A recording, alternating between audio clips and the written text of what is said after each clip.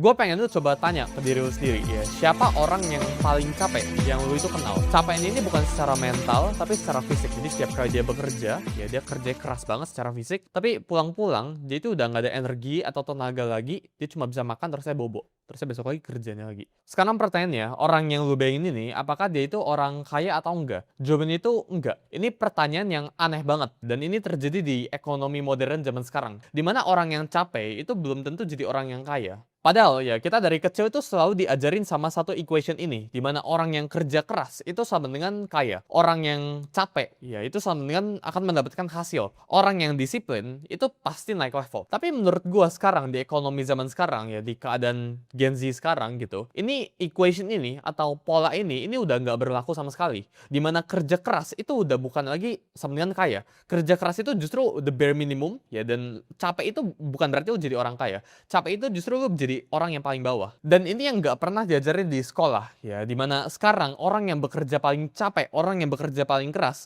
itu justru akan jadi orang yang paling stuck atau orang yang nyangkut di hidupnya. Dan sepanjang 7 tahun perjalanan gue ini ya, gue itu belajar baik banget tentang hasilin uang.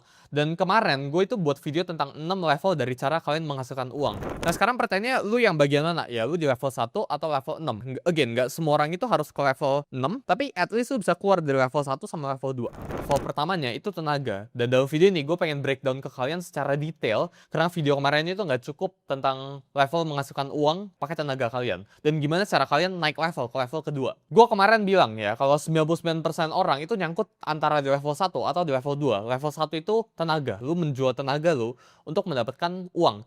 Linknya itu ada di deskripsi bawah kalau lu pengen nonton videonya dulu. Jadi level 1 yang gue bilang tadi itu tenaga sifatnya ya. Jadi kurir, ini jual tenaga lu, OB, driver ojol, tukang bangunan, asisten rumah tangga. Pokoknya semuanya itu sifatnya itu yang menukar tenaga untuk mendapatkan uang. Tapi sebelum gue lanjut, gue pengen clear out dulu. Kalau gue itu nggak ngejudge orang yang ada di level ini, di level menghasilkan uang ini. Gue yakin mereka itu bekerja lebih keras dari gue, ya bahkan jauh lebih capek daripada gue. Dan fisik mereka, ya itu jauh lebih kuat daripada gue pribadi. Jadi gue itu justru respect sama mereka. Tapi di sini ya, gue pengen kasih tau ke lu, kalau kecapean lu, jumlah kecapean lu, sama jumlah bekerja keras lu, itu nggak ditranslate atau nggak punya korelasi dengan seberapa kaya lu. Karena kalau bekerja keras itu pasti sama dengan jadi orang kaya, maka yang gue bilang tadi, kuli, tukang bangunan, ojol, dan sebagainya, ya itu udah punya duit miliaran, triliunan. Tapi kenyataannya sekarang ya, ojol itu hidupnya itu middle class dan cenderung pas-pasan. Tenaga itu merupakan salah satu aset yang nilainya itu depresiasi atau menurun. Kalau kita cek saham itu bisa naik, jadi dari tahun ke tahun itu bisa naiknya itu exponential. Properti itu bisa naik, skill yang lu jual itu bisa naik. Ya, tapi tenaga lu dari tahun ke tahun itu menurun sifatnya. Jadi kalau kita bilang ini lo gitu ya, di umur 20 gitu ya, versus lu nanti di umur 30, nanti ada lu lagi di umur 40, lu lagi di umur 50, ya. Ini tenaga lu atau yang lu bisa jual, ya ini semakin berkurang. Mungkin sini lu dibayar itu $10, tapi gara-gara lu semakin tua, ya, tenaga lu ini semakin limited. Lu dibayarnya misal cuma $8, ya. 40 lu dibayarnya cuma $6. Umur 50 dibayarnya $44 gitu. Berbeda dengan lu jualnya itu skill contohnya. Kalau yang jual skill di umur 20 bisa aja dapatnya $10, tapi seiring waktu berjalan lu dapat yang namanya itu experience atau pengalaman gitu. Jadi ini bisa aja lu dapatnya $12, di sebelah sini dapatnya $14, sebelah sini dapatnya $16. Jadi ini skill, ya, ini tenaga. Orang yang tenaga ini itu nyangkutnya itu sini, karena mereka itu punya satu masalah yang sama. Tenaga itu depresiasi. Skill itu kayak age like wine kita ibaratnya ya. Jadi wine itu semakin lama semakin enak, semakin mahal. Sedangkan tenaga yang lu punya sebelah sini semakin lama semakin berkurang, 20%, 20%, 20% setiap harinya. Bahkan setelah umur 25 atau setelah umur 30 ya, lu itu udah nggak bisa menjual tenaga lu sebaik itu juga. Tapi kalau misal lu itu seorang programmer, misal sebelah sini, programmer di umur 20 ya mungkin cuma punya skill segini. Tapi seiring waktu dia berjalan, dia itu akan improve terus. Ya, dia bisa belajar coding skill baru gitu ya, dia bisa dapat pengalaman baru. Tapi kalau lu tenaga yang lu kerjakan itu angkat, ini bakal menurun ya, karena waktu faktor lu, depresiasi lu. Gue juga percaya kalau lu di level 1, lu itu nggak punya yang namanya itu negotiating power. Lu nggak bisa nego sama sekali ya. Bayangin lu itu sebuah kuli ya, lu bekerja 10 jam dibayar 100.000. Ketika lu minta ke mandor lu buat raise ya, oh tolong naikin dong 10 jam gue pengen dibayar 120.000. Jawabannya apakah bisa? Jawabannya enggak. Justru mandornya alias orang yang rekrutnya itu bakal lihat di antriannya ada banyak banget orang di luar sana yang pengen kerja juga 10 jam, tapi ya nggak usah dibayar 100.000, bayar itu 80.000 aja. Jadi ini kita ngomongnya kayak pasar lelang kebalik gitu ya. Justru orang yang dibayar itu atau minta bayaran paling rendah itu justru jadi orang yang paling menang. Kalau pasar lelang biasa ya ini lu nawarnya semakin tinggi itu yang biasa diambil. Ya misal ada lukisan, lu nawar semakin tinggi ya yang makin tinggi yang diambil gitu. Tapi kalau sekarang di sebelah sini, ini skillnya itu sebuah skill yang kalau lu semakin tawar semakin rendah, ya lu bakal diambil. Ini di level 1. Berbeda dengan nanti level keempat ke atas. 4 ke atas itu udah nggak peduli harganya itu berapa. Gitu. Di level 1 ini, ya kita ngomongnya itu lu itu price taker. Ini ibaratnya kayak take it or leave it. Lu itu nggak punya kemampuan untuk menawar gaji lu. Jadi ketika ada orang di luar sana, misal lu lagi bekerja sekarang 100.000 ya, ini kayak kalau ada orang di luar sana yang pengen set 80.000, ya lu harus turun ke 70.000.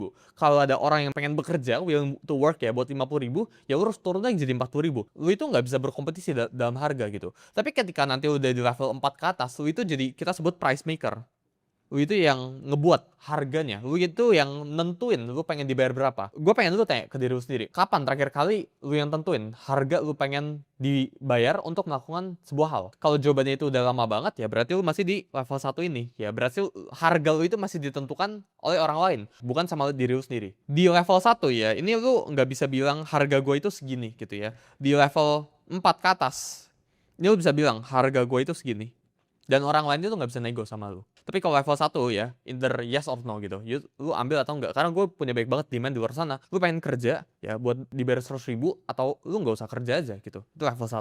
Selanjutnya, orang yang berada di level 1 ini itu berada di kurva substitusi. Ya, dimana orang-orang ini itu sangat gampang buat digantikan. Kalau misal kita ngomong kuli ya, ini besok juga bisa digantikan. Tapi ya, orang yang misal tukang AC, ya ini bisa aja lebih lama. Ya mungkin aja 2 minggu digantiin ya. Ini 1 hari mungkin besokannya. Kalau misal programmer, ya ini mungkin butuh skilled programmer banget gitu ya. Ini butuh 3 bulan. Programmer. Ya. Sedangkan misal business owner atau founder, ini nggak bisa digantikan.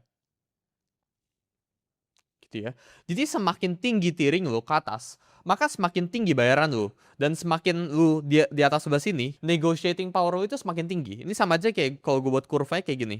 Ini kan dari atas kayak gini, ini juga atas ke bawah kayak gini. Jadi ini tuh paling banyak demand-nya, ya paling baik supply-nya sebelah sini gitu ya. Tapi demand-nya sedikit, sorry. Sedangkan di sini, ya ini demand-nya itu baik banget gitu ya. Semua orang itu pengen bisa jadi business owner, tapi supply itu sedikit. Makanya bayarannya itu tinggi di atas kayak gini. Tapi kuli, ini bayarannya itu rendah. Demand-nya, supply-nya itu tinggi banget. Semua orang nggak bisa ngelakuin itu. Semakin gampang lu digantikan atau semakin baik supply-nya, maka semakin murah lu dibayar. Tapi semakin sedikit supply-nya sebelah sini, semakin tinggi bayaran lu. Lu harus belajar, tanya ke diri lu sendiri. Seberapa gampang buat lu digantikan? Kalau misal besok lu nggak ada, berapa lama buat atasan lu itu cari pengganti? Kalau jawabannya itu besok juga, berarti lu itu masih ada di level 1. Tapi kalau misal 2 minggu, oke lah, ini masih bisa gitu ya. Lu masih punya negotiation power dikit gitu. Tapi kalau misal lu nggak bisa digantikan sama sekali, berarti bayaran lu itu udah pasti tinggi.